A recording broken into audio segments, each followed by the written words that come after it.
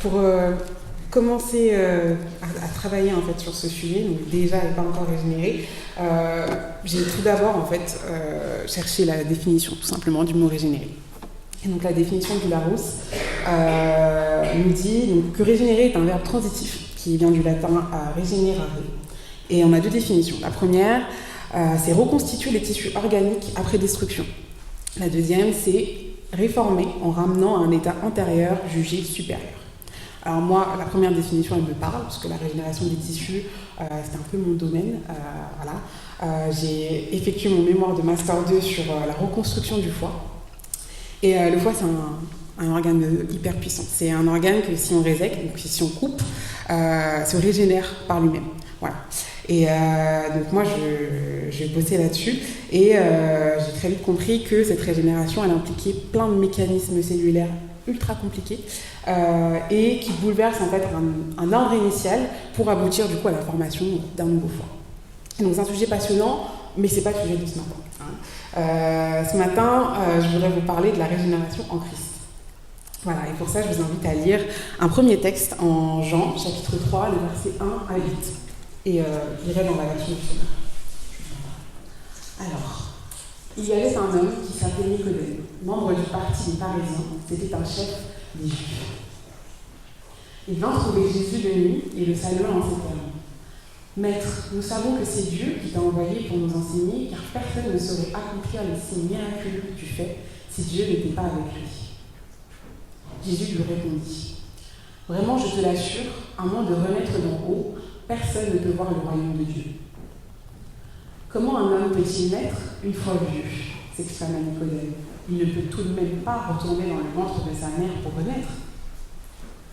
Vraiment, je te l'assure, reprit Jésus, à moins de naître d'eau, c'est-à-dire d'esprit, personne ne peut entrer dans le royaume de Dieu. Ce qui naît d'une naissance naturelle, c'est la vie humaine naturelle. Ce qui naît de l'esprit est animé par l'esprit. Ne sois donc pas surpris si je te dis, il vous faut renaître d'en haut. Le vent souffle où il veut. Tu en entends le bruit, mais tu ne sais ni d'où il vient, ni où il va. Il en est ainsi pour quiconque est né de l'esprit. Parole du Seigneur. Alors, ce texte, il nous montre qu'en fait, la régénération est synonyme de renaissance. Et ce terme, il est lié à l'expression biblique « naître de nouveau ». Je ne sais pas si vous avez sûrement déjà entendu cette expression. Et cette notion de nouvelle naissance, elle peut être quand même compliquée à saisir. Voilà, Nicodème lui-même, il était perplexe. Au verset 4, il demande à Jésus « Comment un homme peut-il naître une fois vieux ? Il ne peut tout de même pas retourner dans le ventre de sa mère pour renaître. » Il ne comprend pas. Et Jésus, en fait, il va lui expliquer que notre nouvelle naissance, elle est différente, en fait, de notre naissance naturelle. Notre naissance naturelle, c'est globalement le fruit d'une conception physique et c'est aussi l'héritage de notre nature pécheresse. La nouvelle naissance, c'est une naissance qui est spirituelle et par laquelle en fait nous recevons le salut et la vie éternelle. Et moi, le premier point que je voudrais voir avec vous, c'est que cette nouvelle naissance, en fait, c'est une transformation qui est radicale. Je parlais en introduction de la régénération du foie, qui s'accompagne de plein de mécanismes complexes et qui bouleversent tout l'équilibre interne de l'organisme. Eh bien, la régénération spirituelle, c'est également un changement qui est radical. Jésus, au verset 6, il nous dit « Ce qui naît d'une naissance naturelle, c'est la vie humaine. Ce qui naît de l'esprit est animé par l'esprit. » Donc, par notre naissance physique, une nouvelle personne rentre dans ce monde, concrètement. Et par notre naissance spirituelle, une nouvelle personne entre dans le royaume de Dieu. C'est ça vraiment ce qui se passe en fait quand on naît de nouveau. Et suite à cette nouvelle naissance, on commence à percevoir, entendre, comprendre les choses différemment d'avant. On est animé par l'esprit, donc on aspire en fait aux choses qui viennent de Dieu et on vit en fait en considérant cette nouvelle vie terrestre. Et le fait qu'on est dans un nouveau royaume au final. Et je voudrais vous parler d'une transformation personnelle et concrète qui a eu lieu progressivement, on va dire, et qui s'est vraiment affirmée là ces derniers temps. Moi, en tant que chrétienne, j'écoute tout type de musique. Oui, voilà. Et donc, d'ailleurs, j'ai une anecdote. Spotify, si vous connaissez, me l'a montré il n'y a pas longtemps. Donc, Spotify, c'est concrètement comment dire, un service de streaming musical. Voilà. Je précise que cette prédication, elle est absolument pas sponsorisée. Vous écoutez la musique sur n'importe quelle plateforme, YouTube, SoundCloud, voilà. C'est la même chose. L'essentiel, c'est de pas télécharger illégalement, n'est-ce pas? Et donc, en fait, Spotify, cette année, a fait un truc de dingue. C'est qu'ils ont en fait fait une compilation de toutes les musiques qu'on écoutait. Concrètement, ce qu'ils ont fait, c'est qu'ils ont rassemblé les datas qu'ils ont collectées via leur algorithme. Ils ont fait... L'équipe com de la boîte a fait un truc vachement sympa avec un visuel voilà, pas mal. Et ils nous ont ressorti cette compilation. Et en fait, quand j'ai vu ça, justement, j'ai vu que ça traduisait le fait que j'écoutais pas mal de musique. Concrètement, ça se présentait comme ça. Vous voyez des petits diagrammes. Et ça, en fait, c'est les différents types de musique que j'écoute. Et dans ces types de musique, il y a de tout. Donc, il y a du hip-hop, il y a de la pop, il y a de la louange, du franc-coton, je sais pas ce que c'est, mais voilà. Ça y est aussi. Et bref, je parle de tout ça juste pour montrer que j'écoute tout un tas de musique. Et en fait, récemment, et comme je l'ai dit, c'était progressif, j'ai senti un changement en fait dans l'effet que la musique avait sur moi. Au début, je pouvais écouter certaines chansons et je faisais pas trop attention. Et typiquement, il y a quelques jours, j'étais en voiture avec ma meilleure amie et on écoutait le nouvel album d'un artiste qu'on adore. Et on était vraiment fans de lui et tout. Et de sa musique surtout. Et en fait, à un moment donné, on écoutait les paroles. Et déjà, musicalement, c'était pas terrible. Mais ces paroles, en fait, ont commencé à nous déranger mutuellement, en fait. C'était beaucoup de choses qui étaient tournées vers l'égocentrisme. On avait... beaucoup de choses il se glorifiait beaucoup lui-même, il condamnait, il se vantait, voilà, il condamnait des choses en fait qui n'avaient pas forcément de sens. Et progressivement, en fait, je me sentais mal à l'aise en fait d'écouter cette musique. Et quand vous commencez à vous sentir mal à l'aise en faisant certaines choses ou en étant en contact de certaines choses, vous savez que c'est l'esprit en fait qui agit en vous. Et en fait, ce qui s'est passé, c'est que j'ai commencé à écouter d'autres artistes, tout simplement. Et la plupart de ces artistes, en fait, ils sont chrétiens. J'ai découvert tout un monde d'artistes chrétiens qui faisaient des musiques avec des rythmes que j'adorais. Et j'ai vu en fait la différence avec les musiques que j'écoutais avant, parce que les rythmes étaient les mêmes, mais alors l'effet sur moi, rien à voir. Vraiment, j'étais là, je dansais, moi j'adore danser, et en même temps que je dansais, je ressentais vraiment une joie, j'étais dedans, quoi. Et voilà, ça c'est une transformation concrète que j'ai vécue ces derniers temps. Et je vous dis absolument pas d'arrêter d'écouter la musique, d'ailleurs j'en écoute toujours de tout type.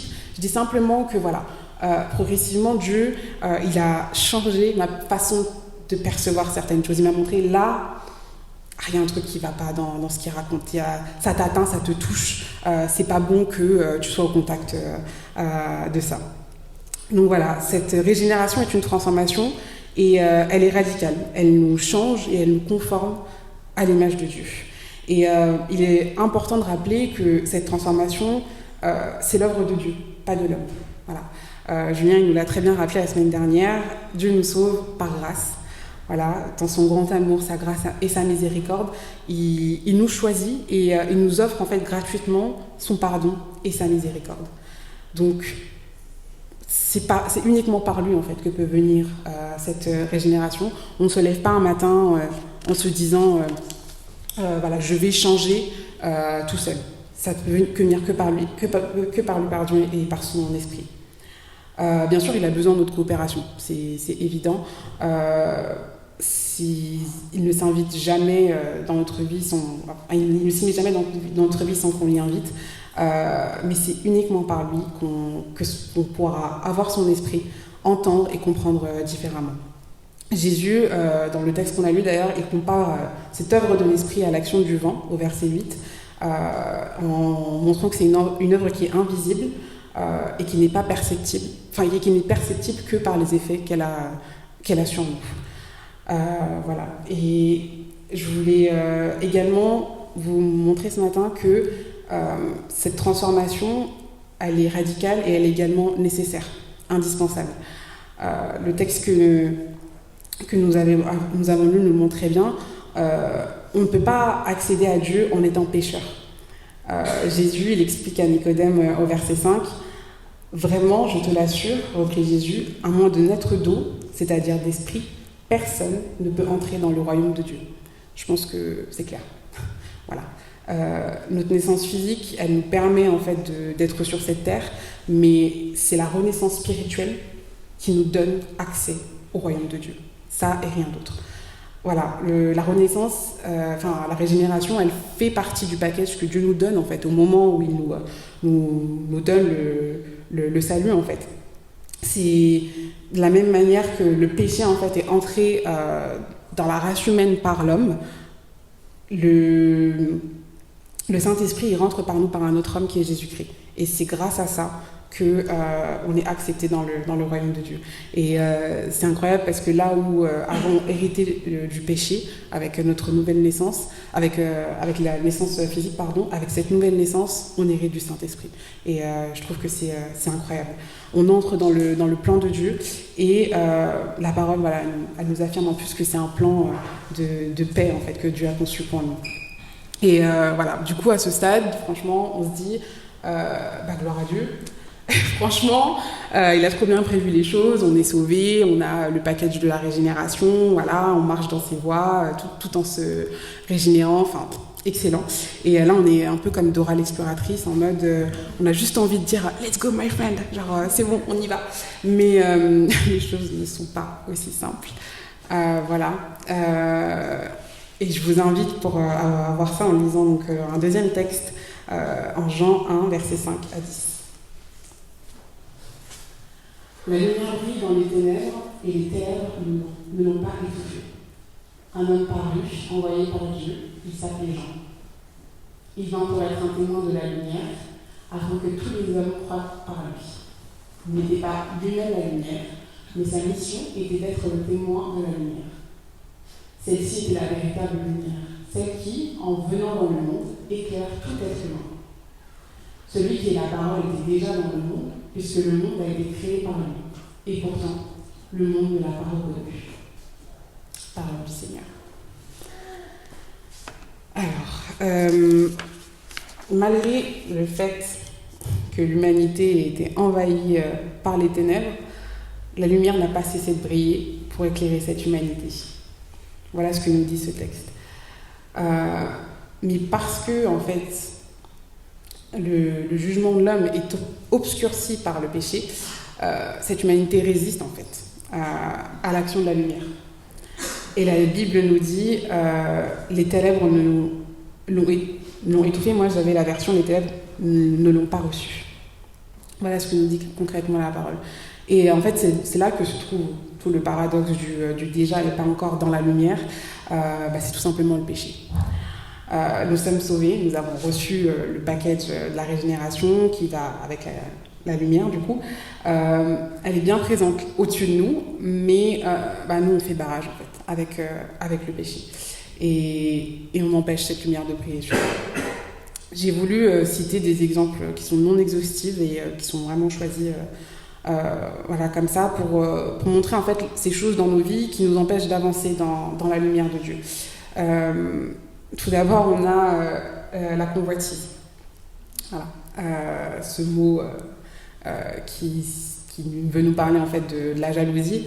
En tant que chrétien, on peut être démotivé en regardant la vie d'autres personnes, que ce soit des chrétiens ou des non-chrétiens. On voit des bénédictions à droite, à gauche, et puis on se dit que en fait, nous, on n'avance pas. On prie énormément, on est actif, on œuvre en fait dans l'église même, et pourtant on n'avance pas. Et on dit à Dieu des fois, parfois, mais c'est pas juste en fait, Seigneur, je comprends pas. Pourquoi est-ce que moi je suis pas bénie comme mon frère, ma sœur. Et le problème en fait avec ça, c'est que on rentre dans un processus de jalousie et on tourne en boucle en fait sur l'autre, ses bénédictions et pourquoi nous on n'en a pas. Et ça s'arrête jamais parce que dans tous les cas, quand on reste focalisé sur l'autre, on n'est pas focalisé sur nous et du coup, nous on parle d'une autre personne à Dieu et du coup lui Il ne voit pas nous, en fait. Donc, il n'œuvre pas spécialement dans notre vie. Et ça se trouve, honnêtement, ce que Dieu a prévu pour nous, c'est 10 000 fois mieux, en fait, que ce qu'il a fait dans la vie de l'autre. Mais on ne le verra jamais, parce qu'à un instant T, on est juste bloqué sur cette convoitise de ce qu'il a lui, en fait. Et Dieu, en fait, ce qu'il nous invite à faire, c'est tout simplement à lui parler de nous, à rester, en fait, focalisé sur le plan qu'il a sur nous, pour qu'en fait, il puisse œuvrer tout simplement. Comme je vous l'ai dit, il ne s'immisce pas sans qu'on l'invite. Il s'intéresse à nous personnellement, et il nous demande, nous, en fait, de nous considérer, nous, personnellement, vis-à-vis de lui. La deuxième chose dont je voulais vous parler, c'était les réseaux sociaux. Un sujet qui me parle parce que je suis sur plusieurs réseaux sociaux et j'y passe pas mal de temps. Et aujourd'hui, en fait, je me suis rendu compte qu'on passait plus de temps à entendre parler et à parler de Dieu à passer du temps de qualité avec lui. Je m'explique. Moi, par exemple, je suis pas mal de pages chrétiennes sur Instagram. Je suis beaucoup plus sur Instagram que sur les autres réseaux. Et ça m'arrive, en fait, de passer des heures à lire des témoignages ou à lire des versets bibliques. Et c'est génial. J'adore, en fait, tout ce que je lis. Et en fait, en préparant cette prédication, je me suis rendu compte que c'est fou, parce que les heures que je passe à faire ça, je pourrais en considérer quelques-unes quand même pour lire la Bible. Parce qu'on pourrait se dire, c'est bien, elle lit des choses édifiantes sur Instagram. En fait, la seule chose qui peut vraiment nous édifier, Dieu nous l'a donné, c'est sa parole. Voilà, c'est la chose numéro 1 à utiliser pour s'édifier.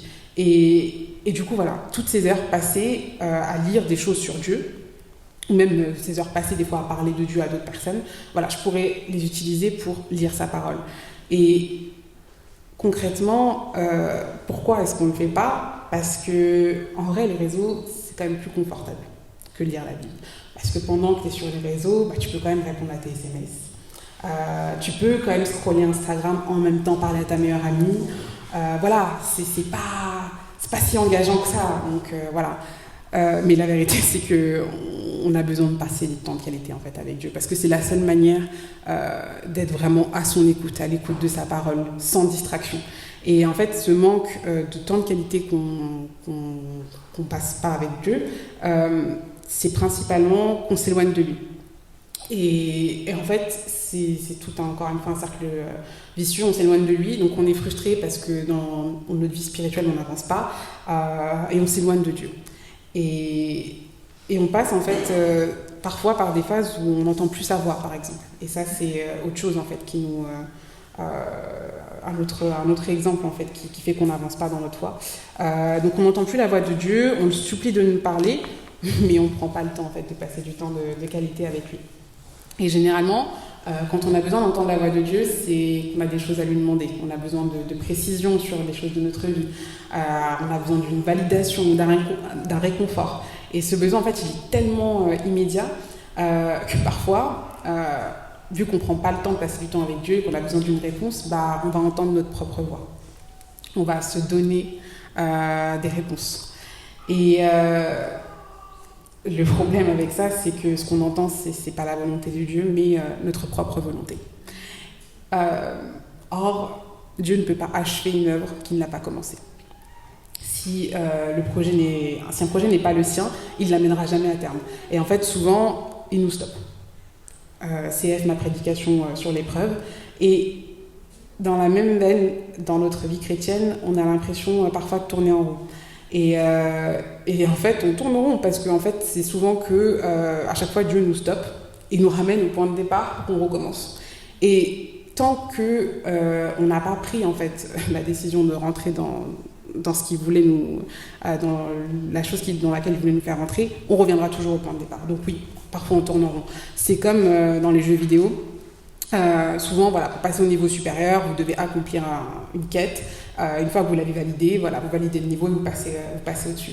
Et en fait, souvent, les joueurs, quand ils jouent, c'est en accomplissant cette quête qu'ils retirent en fait la satisfaction d'avoir passé une heure à jouer. En fait, c'est ça en fait qui fait que c'est intéressant de jouer à un jeu vidéo. Et je pense qu'avec Dieu, c'est la même chose. En vrai, il a le pouvoir de nous faire passer à des niveaux supérieurs comme ça. Il pourrait juste mettre dans notre cœur effacer tout en fait, et puis nous faire avancer uniquement en insufflant des trucs en nous. Mais en fait, pour lui, ça n'a aucun intérêt parce qu'il a des choses à nous dire en fait. Et que pour lui, ce qui importe, c'est pas le résultat, mais le processus. Le changement qui va s'opérer entre le niveau 1 et le niveau 2, le 2 et le 3, jusqu'à nous amener au niveau final, quoi. Et concrètement, je pense que il faut en fait juste accepter de traverser ce processus, même si ce processus, ça signifie des épreuves, des temps d'incompréhension, des temps de soumission. Je pense que en tant que chrétien, si on veut grandir dans notre foi, on doit accepter en fait de passer par ce processus. Donc, si on en a marre de tourner en rond, acceptons la lumière et apprenons surtout à être obéissants. Voilà. Parce que Dieu nous demande vraiment de respecter sa volonté et son temps, et il nous l'a dit en fait en Matthieu 6,33. Recherchez d'abord le royaume et la justice de Dieu, et tout cela vous sera donné en plus. Donc arrêtons de nous poser des questions sur le pourquoi du comment, quand est-ce que je vais réussir ci, ça, avoir ci, ça ou ça. Dieu nous l'a dit en fait. On recherche d'abord le royaume et la justice de Dieu, et tout le reste nous sera donné en plus. Voilà, donc obéissons simplement à sa parole. Donc nous sommes régénérés, mais encore pécheurs, et par ailleurs, je voulais préciser que nous sommes toujours soumis aux conséquences du péché. Et donc ça, ce sera ma troisième partie. Le péché, il a introduit des réalités qu'on subit qu'on subit encore avant et après la régénération spirituelle. Par exemple, une femme qui croit en Dieu, elle subira les mêmes douleurs qu'une femme qui ne croit pas en Dieu quand elle accouchera. Nos enfants, les enfants de quelqu'un qui croit en Dieu, ils naîtront autant pécheurs que nous, on est des pécheurs. Et enfin, nous restons mortels, voilà, que nous croyons en Dieu ou pas, nous restons des êtres mortels. Et en cours récemment, on a parlé d'un mouvement qui s'appelle la science chrétienne, donc qui a été fondée en 1866 par Mary Baker Eddy.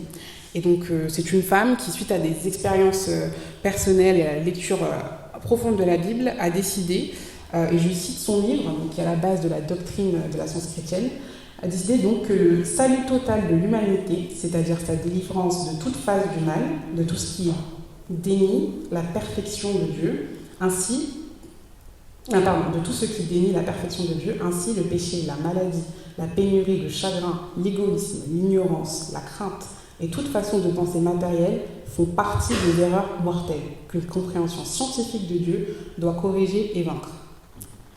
Voilà. Alors, en gros, d'après elle, nos fautes seraient à l'origine de la maladie, donc la maladie physique, et la guérison physique viendrait de la guérison spirituelle. D'après elle, en fait, tout ce qui vient de Dieu est ce qui est réel, et tout ce qui vient du monde, tout ce qui est matériel, est irréel. Et ces idées, en fait, se rattachent un peu au gnosticisme, si vous connaissez, en fait, qui distingue un concept, un mouvement qui distingue le corps, qui est considéré comme mauvais, et l'esprit qui est considéré comme bon. Voilà.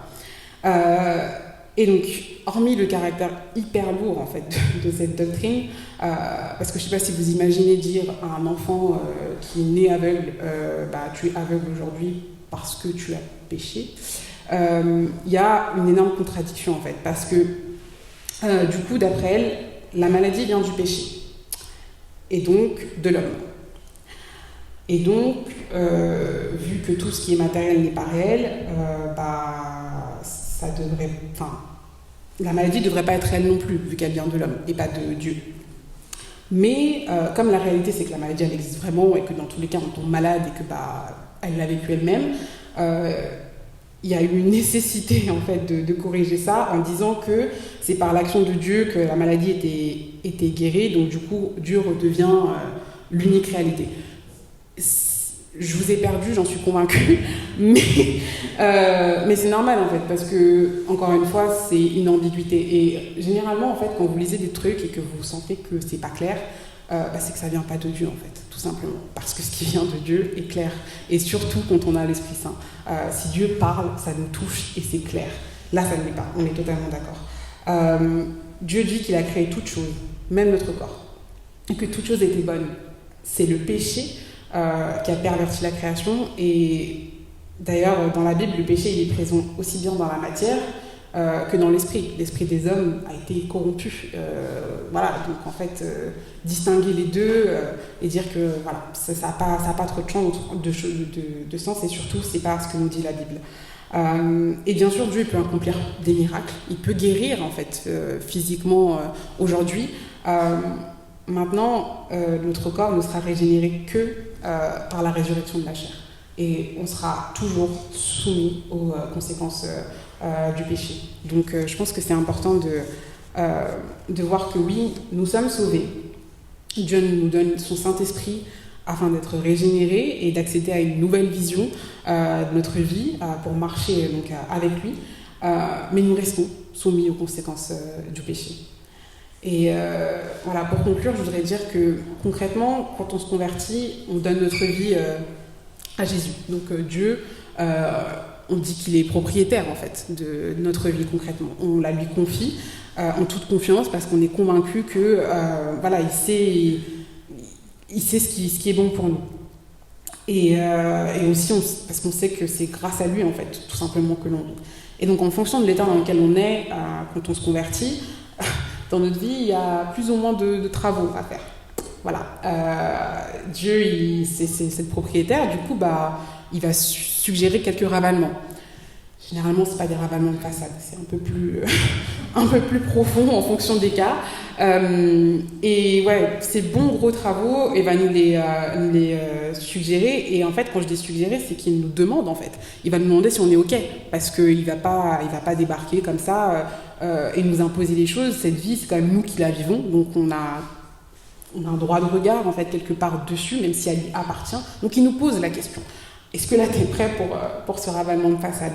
Et alors, parfois, on voit le devis pour les travaux et on prend peur, en fait, parce qu'il y a donc, les fondations, passer du temps quotidiennement dans la parole, renforcement des murs porteurs, épreuve à durée indéterminée. Ensuite, les conduits, ouverture, électricité, chasser notre obscurité intérieure, c'est compliqué. Donc là, il y a tout ça, toute la liste qui se dresse. Et concrètement, on se dit que le prix à payer, là, il est trop gros, on ne va jamais y arriver. Mais voilà, on a quand même cette bonne nouvelle incroyable, c'est que Jésus a tout payé. Il a payé le prix à la croix. Amen. Voilà, c'est incroyable parce que oui, Dieu, il sait en fait que dans tous les cas, en voyant cette vie-là, on va être complètement perdu. Il nous a libérés de l'emprise du mal. Il est capable en fait d'effectuer tous ces changements. Jésus a déjà payé le prix. Donc voilà, Jésus a payé le prix pour nous libérer. Et je laisse Olivia du coup vous parler de comment nous sommes déjà et pas encore libérés en Christ la semaine prochaine. Amen. Je vous invite à la prière. Seigneur, je voudrais vraiment te remercier pour ta grâce, pour ton immense amour. Tu as payé le prix, tu as sacrifié ton fils pour que nous, aujourd'hui, on puisse vivre et faire tous ces travaux pour vraiment rentrer dans ton plan, Seigneur. Vivre une vie avec toi, la seule vie, en fait, qui est un sens. Seigneur, je te prie vraiment pour que tu continues, en fait, à rentrer dans nos vies, à nous faire voir, en fait, tous ces travaux que tu as envie de faire. Que tu nous pousses sans cesse à entendre ta voix et pas la nôtre, que vraiment tu nous permettes de passer plus de temps avec toi parce qu'on a soif de ta présence et de ta parole, et aussi parce que c'est la seule manière de pouvoir avancer avec toi, Seigneur. Je t'appelle vraiment ce matin dans la vie de chacun pour que tu nous accompagnes, que tu nous guides, qu'on soit vraiment co-ouvriers et que on puisse vraiment rebâtir un temple pour toi, Seigneur. Au nom puissant de ton Fils Jésus-Christ. Amen.